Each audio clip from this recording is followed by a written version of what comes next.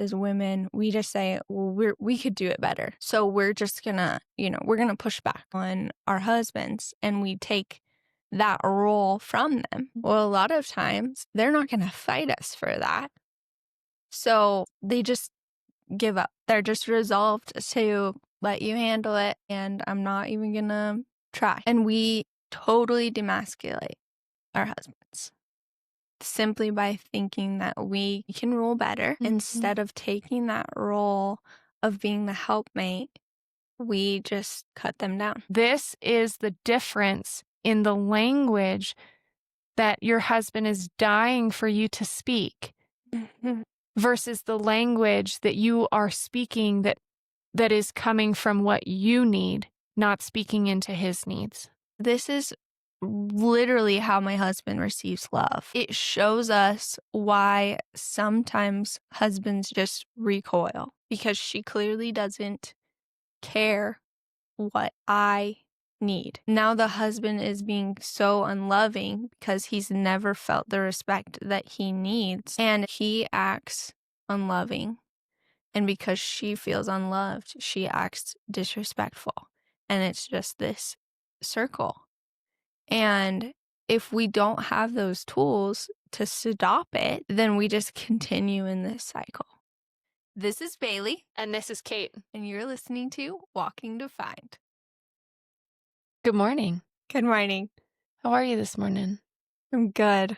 I'm really excited for this conversation. It's Me been a long too. time coming. Yeah. Yeah. Yeah. For you guys, it looks like we had no time in between, but for us, it's actually been 3 weeks. And a lot of life has happened in between those 3 weeks. So, Baylee, you had an illness. Yes. I had a kidney infection. That was, the first time ever I've dealt with anything like that, and it was not fun. And then you. Yeah. I had a wreck on a horse, ended up on the bottom side of him. He stepped on me a couple times and I fractured my leg. So, yeah, enemy can't keep us away from this conversation, but our bodies sure are trying to as well. Yes, it's been feeling like a battle to get here. And so I really just feel like the Lord wants to do some pretty amazing things through this conversation. And he's done some amazing things in our personal lives as well, just through what we've been studying and learning. And so I'm excited. Yeah. I think it's going to be a Me good one. too. Me too. Well, in preparation, we decided to send each other some questions and make sure that we were on the same page about what we wanted to talk about. And I was on my way up to my mom's house in Montana, and Holy Spirit brought a question to my mind. And we'll get to that question, but I texted Baylee and she calls me, and you can say what you said to me because I'll tell you my reaction to it. Was speechless because I literally 5 minutes before you sent me that text, the exact same question with the exact same wording came to my mind, and I wrote it down. And I was like, this is one that we need to ponder for this upcoming talk. And then you texted to me 5 minutes later with the exact same phrasing of the question. And I was just like, oh my goodness. Yeah. And it's not like, what's your favorite color? So do you want to lead with that one? Yeah. Yeah. So I'm going to read it because I loved the way that it was phrased. What are some of the tools in the sanctified wife's tool belt? Like, for that to be the exact words that both of us had. Yeah. You can't tell me God isn't at work even in the smallest of things. I mean, that's not exactly a question that you just have all the time. And we're not mind readers. No. No. We're still learning each other. I wish I was a mind reader. Gosh. That would be a great superpower in a way to have. I mean, some thoughts I probably don't want to read from people, but I do feel like that would be a good superpower to have. I think I would only want to be a mind reader if my husband was one too. Yeah. Because I think that would eliminate a lot of the pitfalls of conversation and communication that we're about to talk about today. Yes. Agreed. Yeah. So, what are some of the tools in the Sanctified Wife's tool belt? The main one that we are going to circle this entire conversation around is respect. And I know that we both have read a book recently that is absolutely mind-blowing around this topic. I think that our culture, we have a grasp on unconditional love and that that's supposed to be a part of marriage. But I don't think that we as wives even understand the concept of unconditional respect for our husbands and the superpower that that is Mm-hmm. in a marriage. Mm-hmm. Yeah. So the book that Baylee is referring to is called Love and Respect by Dr. Emerson Eggerichs. Yeah, I think that's how you say it. Hope that's pronounced correctly. So Love and Respect is a, like Baylee said, incredible book. We've both listened to it. We've both read it. Baylee has read it several times. I will now It be is reading it that several good. times. It's just something that every wife needs to have in their hands. Mhm. That is the plain and simple truth of that. And it's not because it's revealing some profound concept that no one has ever heard of before. It's because it's finally talking about the language that your husband has been dying for you to speak to him Yes. in. Puts it into such simple terms that it's tangible to be able to fully understand. Yeah. Yeah. So this concept of unconditional love and unconditional respect are threaded throughout the book. Unconditional love is ultimately what God commands the husband to provide the wife. However, unconditional respect is the command that God has for wives to their husbands. And that comes specifically from Ephesians 5. So Ephesians 5:25, husbands, love your wives just as Christ loved the church and gave himself up for her to make her holy, cleansing her by washing her with water through the word. And then I'm going to skip down because the part we often miss in that is verse 33. However, each one of you also must love his wife as he loves himself, and the wife must respect her husband. So there's this push and pull naturally because women want to receive unconditional love, and we think that is the language of how you love someone. But men actually receive love through unconditional respect. Yeah.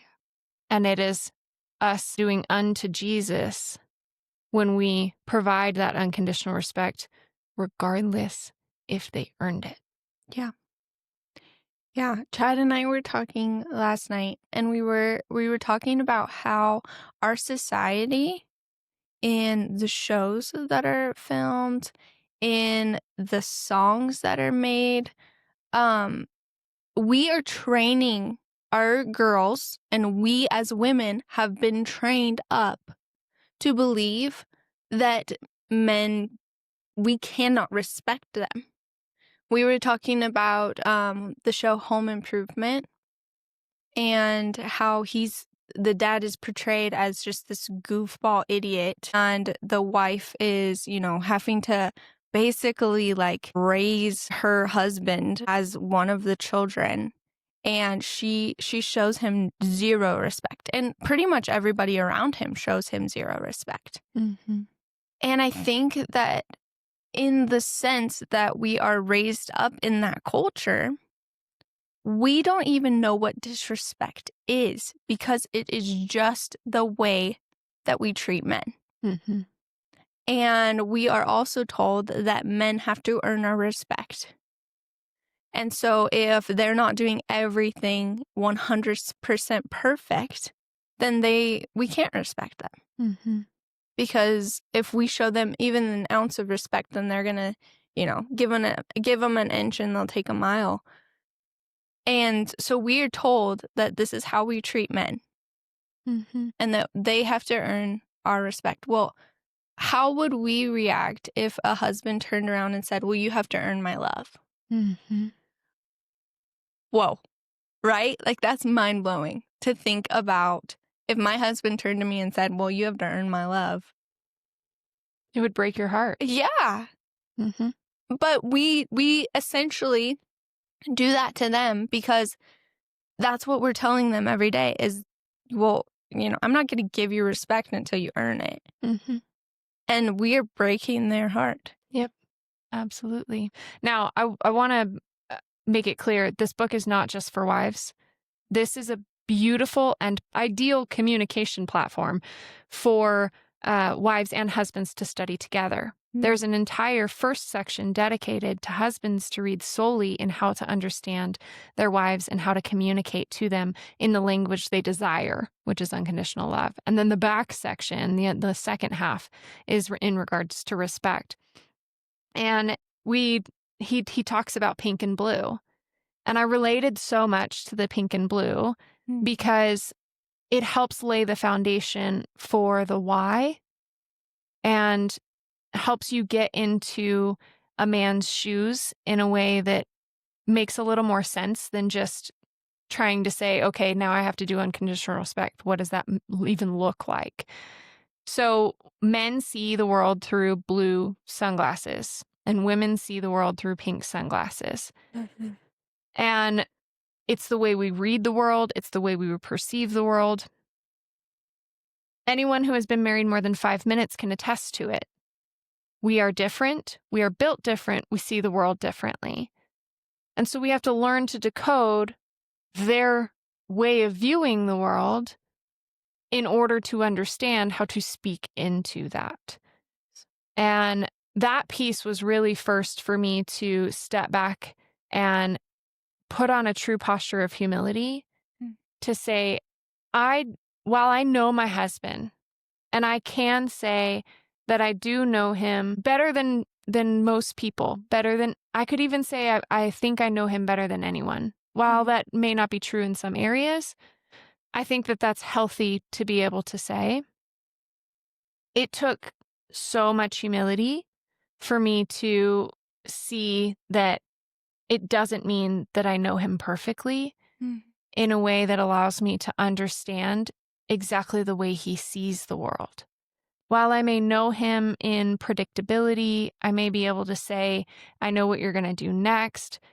There's a why behind it that it takes putting on blue-colored sunglasses for a moment to understand where that actually lies, where that why is coming from. Yeah. This is a practical example because when I first read the book, I felt like, okay, this is great information, but practically, how do I put this into practice? And so this is an example from very recently. So my husband is a very neat and orderly person, and I'm the opposite. I am totally type B, can thrive in any situation mess-wise, and my husband's not that way. And so throughout our marriage, I have had to really rise to his level of keeping things clean.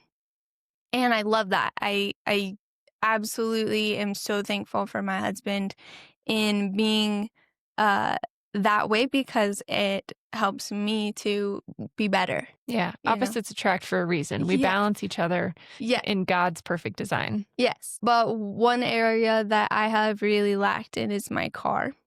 And I have 4 children. So I always use that as the excuse as to why it's a mess. But I could do better. Anyway, for probably the last, I would say maybe 2 years, he has made, comments sort of under the table as to like, man, your car is such a mess.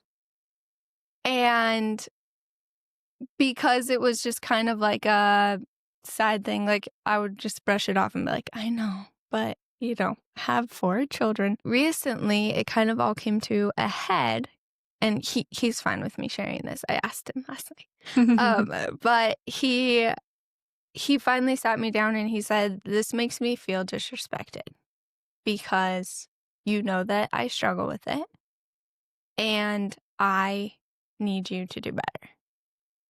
And some women might have a problem with him saying that, but it was a light bulb moment for me.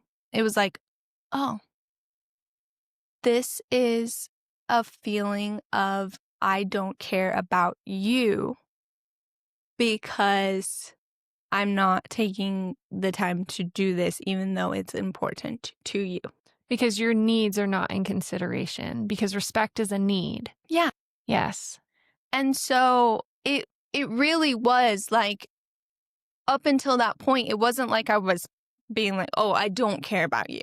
I don't care about what you want. I don't care about how you feel.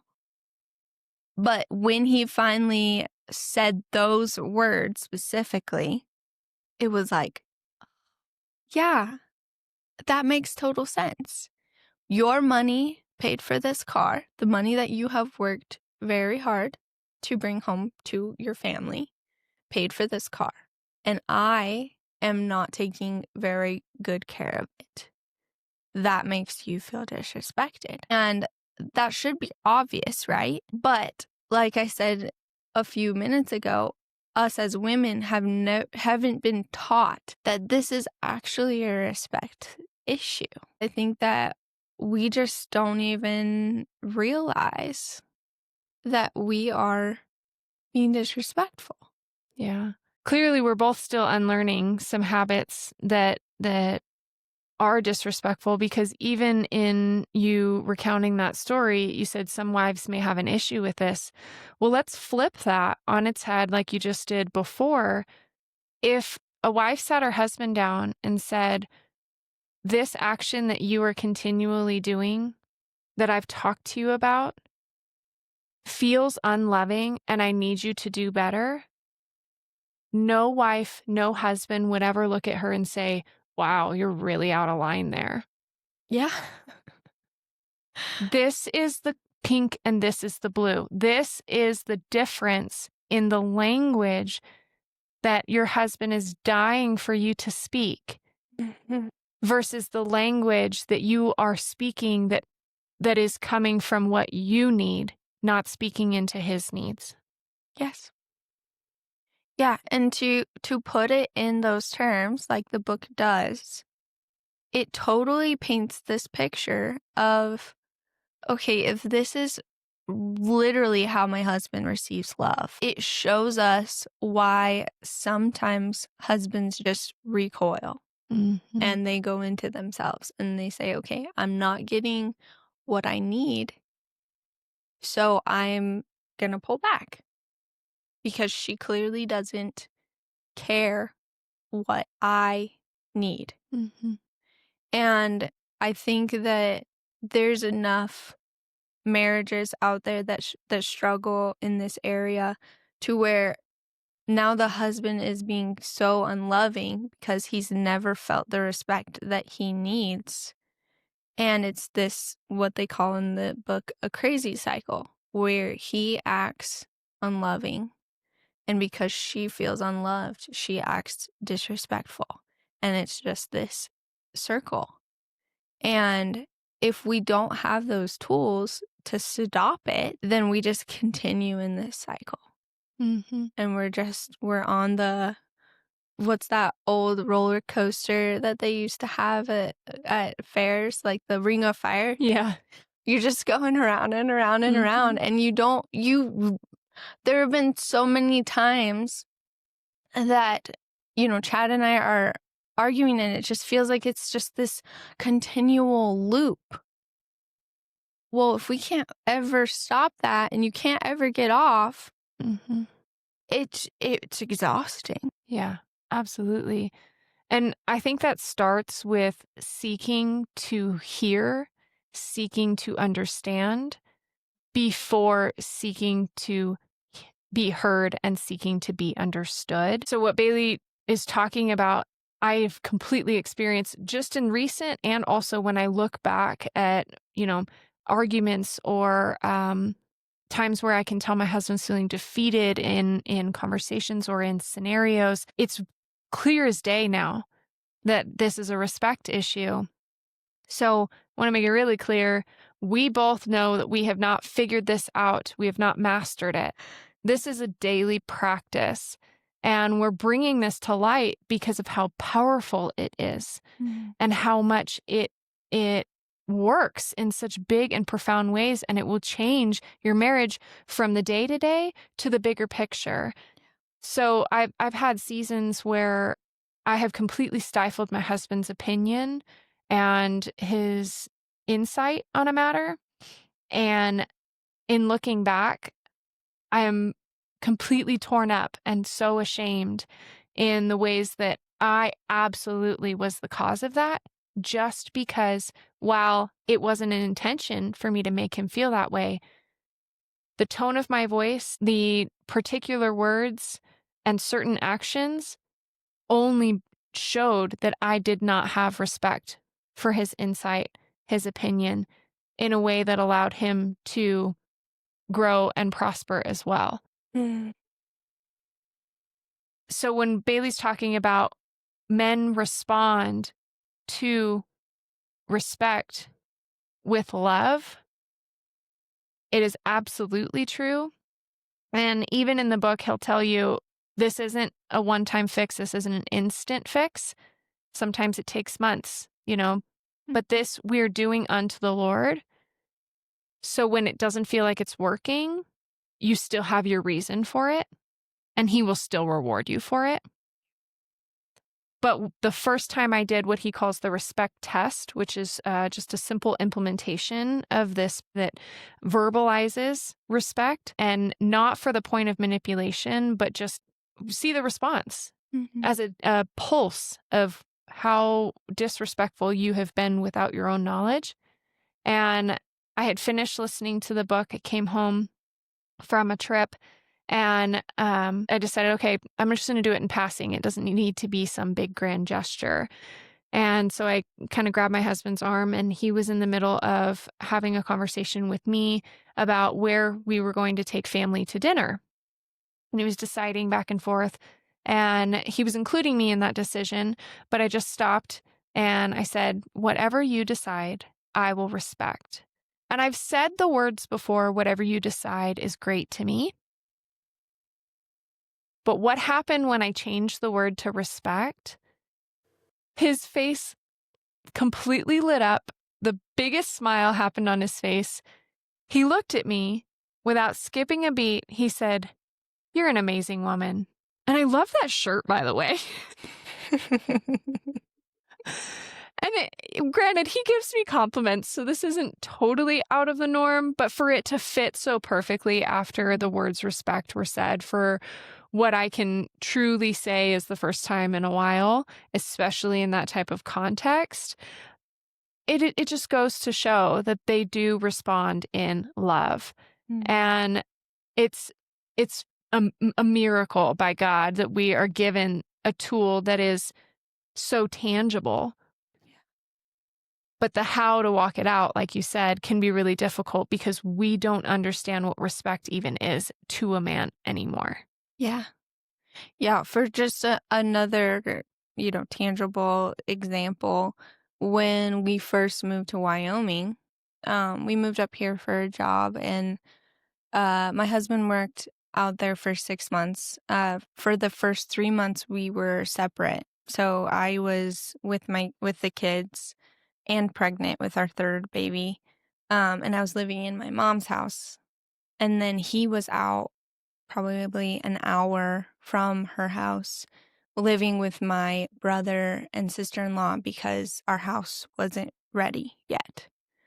So they were working on the house, trying to get it livable so that we could all move out there. But for 3 months, we were living separate. We would see each other on the weekends, basically.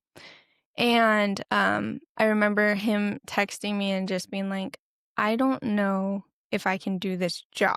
The housing situation was part of it, but it was also just like a really hard work situation too.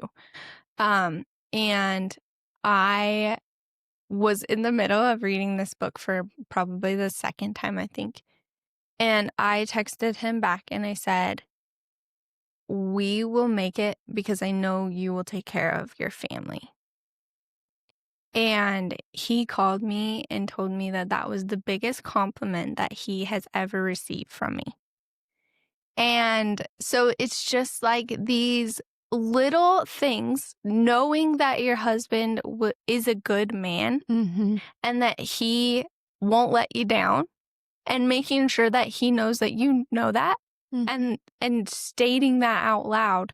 It can be something that simple. Mm-hmm. Because if we are married to good men, we're married to good men. We just point those things out that, hey, you're a good man, and I know that you're going to take care of your family. And the confidence that we have in them, it can be that simple. So that reminds me of the specific section. Your husband will feel and appreciate his desire to work and achieve when you tell him verbally or in writing that you value his work efforts. You express your faith in him related to his chosen field. You listen to his work stories as closely as you expect him to listen to your accounts of what happens in the family. You see yourself as his helpmate and counterpart and talk with him about this whenever possible. You allow him to dream as you did when you were courting. And you don't dishonor or subtly criticize his work in the field to get him to show more love in the family. Mm-hmm. That is tool belt right there. Yes.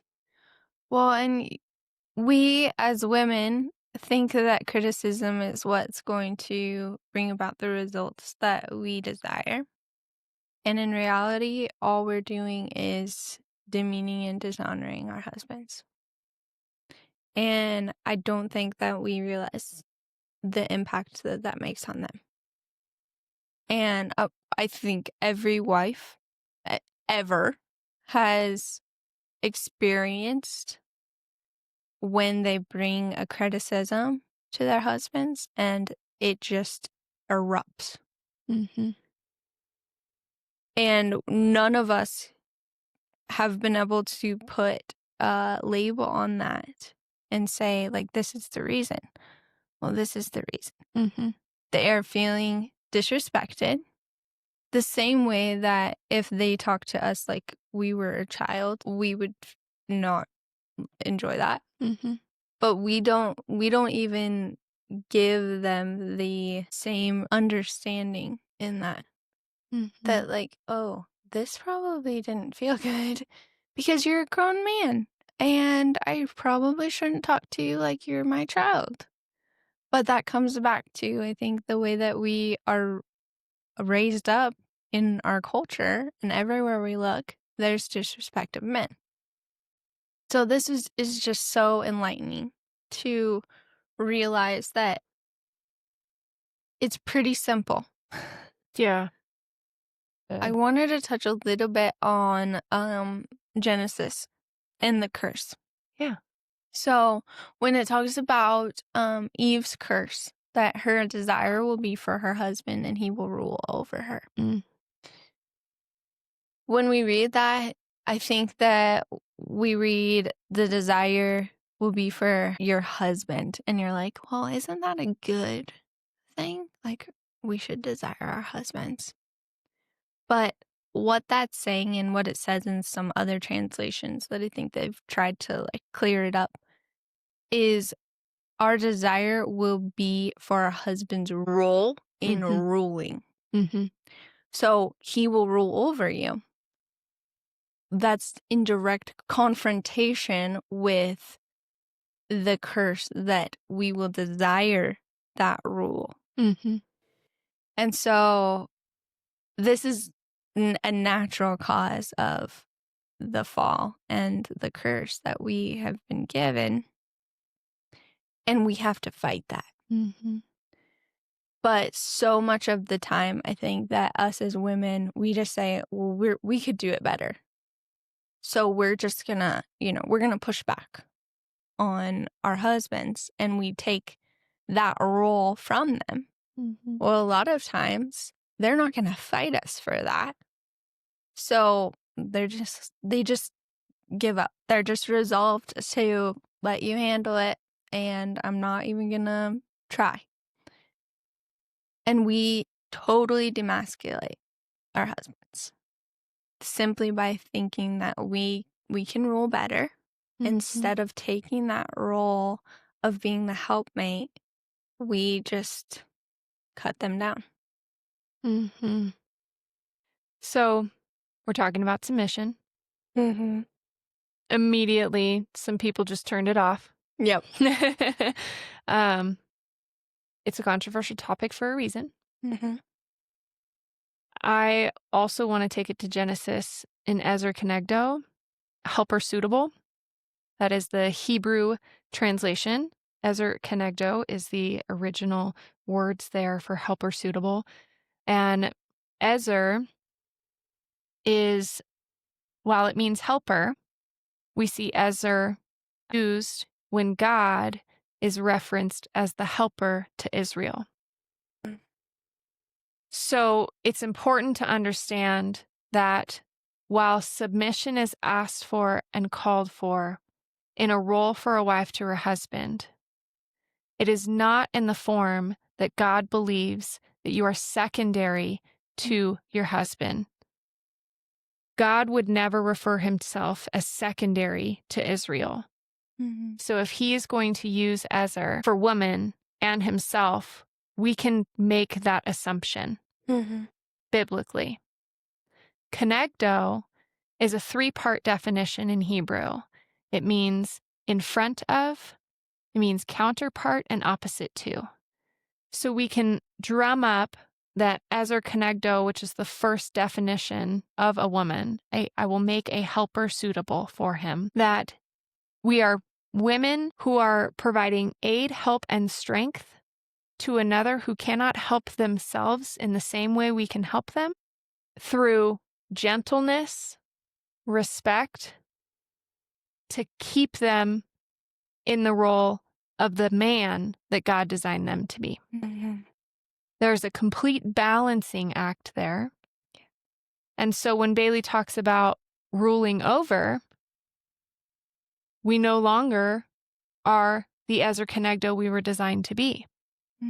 Because we have now assumed the role that our husband was assigned in him instead of helping him into that role. It doesn't mean that we're less than. It doesn't mean that we're secondary. It does mean that we must submit in a way that allows them to step into the role they're called to. Yeah. And we step on, what does he say, their oxygen tank? Mm-hmm. Yeah. We step on their oxygen tank when we disrespect them.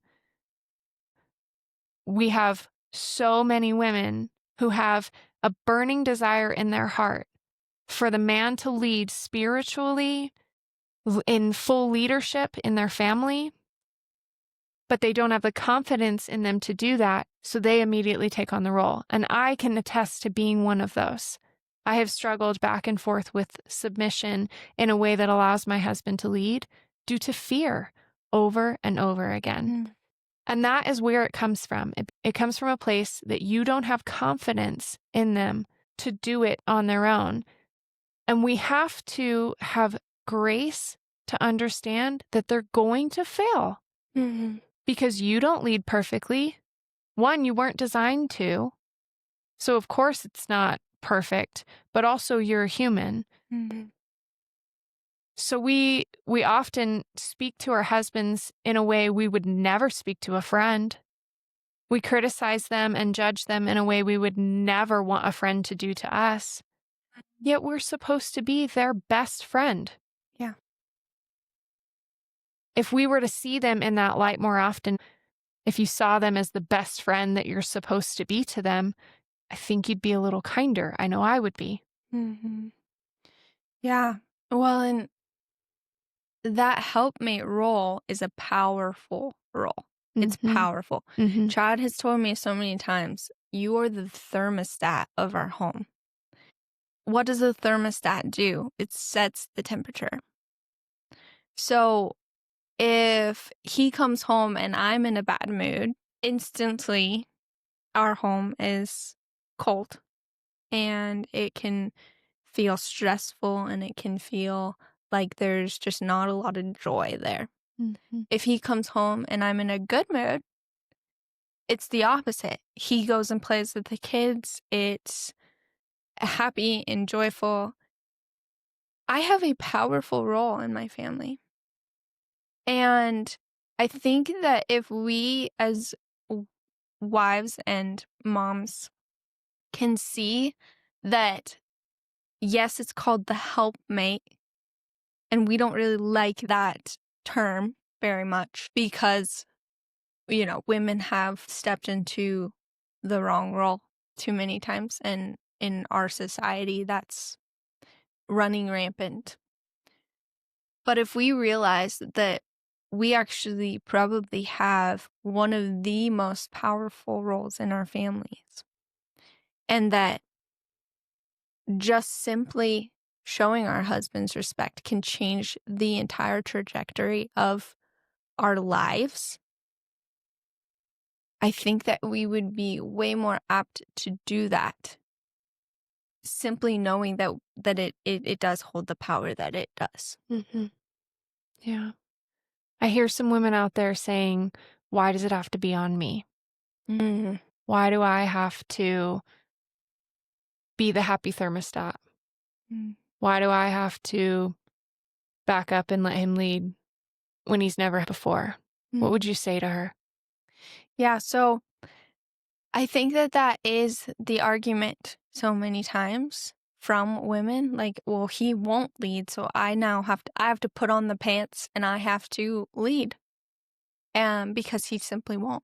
We have cut our husbands down so many times, and it might take a while to build him back up because we've cut his legs off.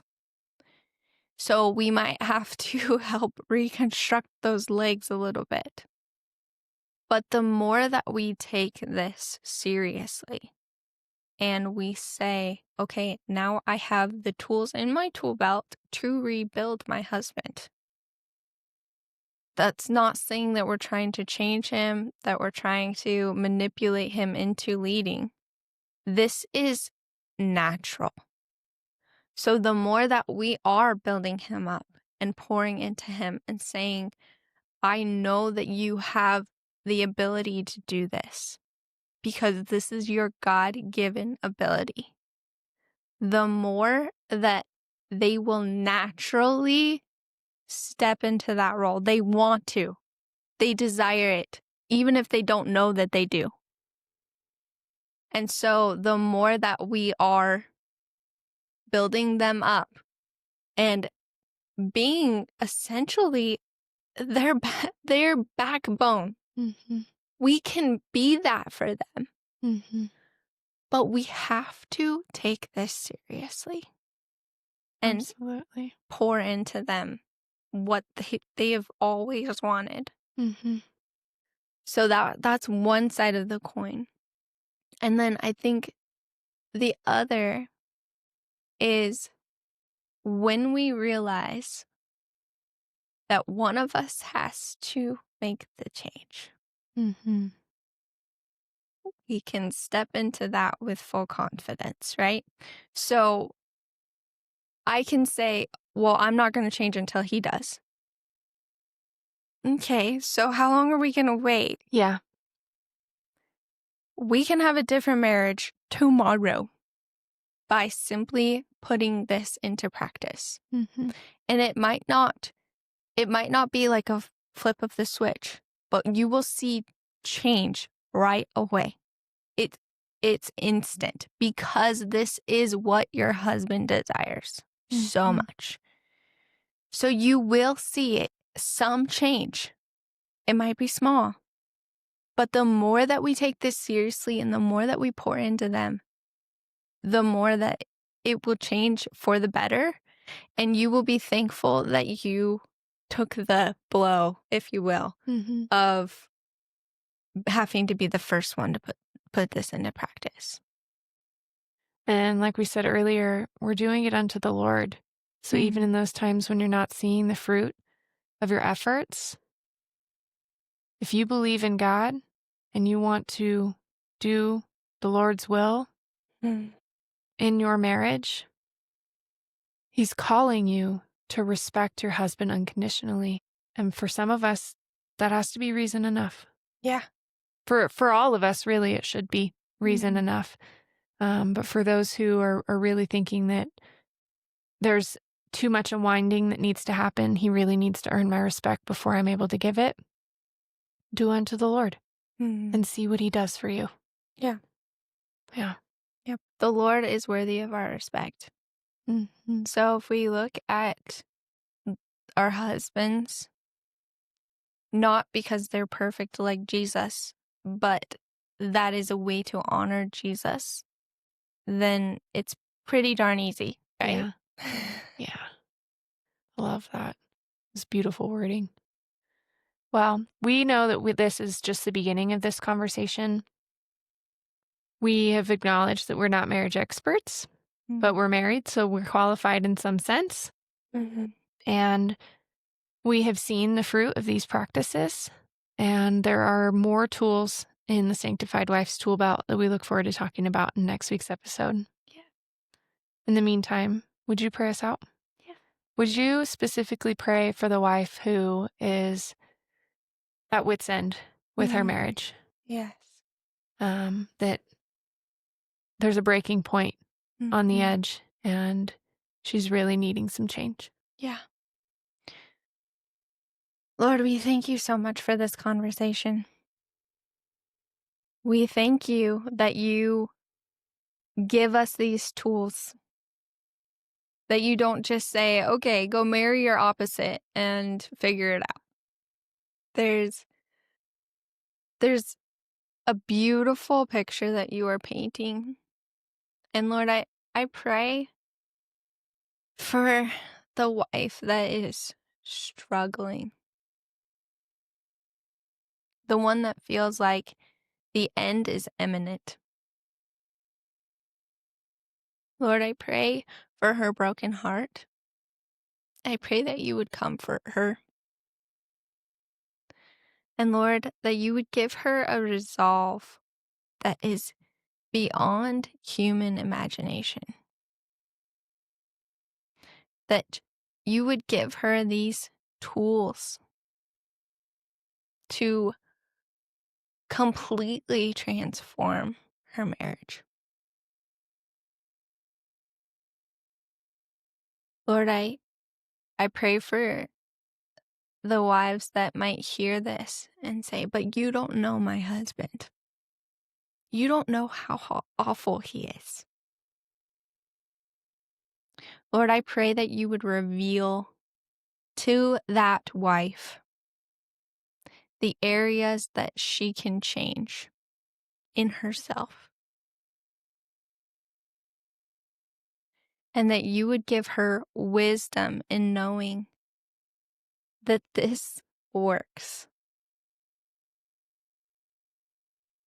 And that she has the ability to rebuild her husband, to build him up, to strengthen him. And Lord, I pray that you would just give her the confidence and the ability to do that.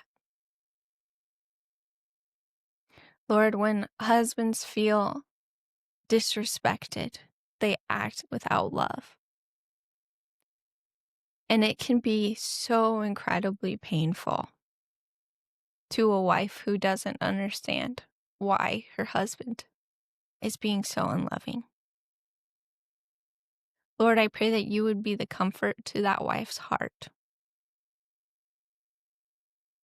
but that you would also give her this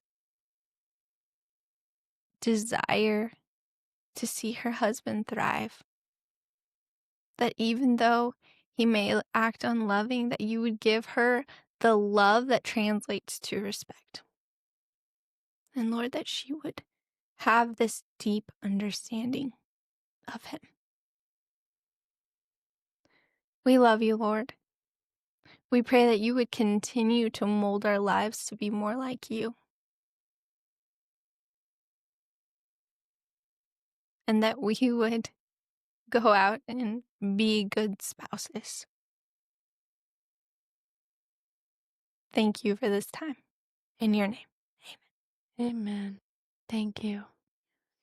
Well, I will be sure to put the Love and Respect book in the link in the show notes.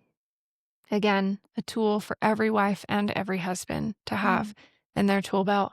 And we look forward to next week's conversation where we expand on some tools that we have learned and that we're putting into practice that have really changed our marriages. Yeah. Yeah. We only got to one question, so to be continued. Well, we'll see you guys next week. Love you guys.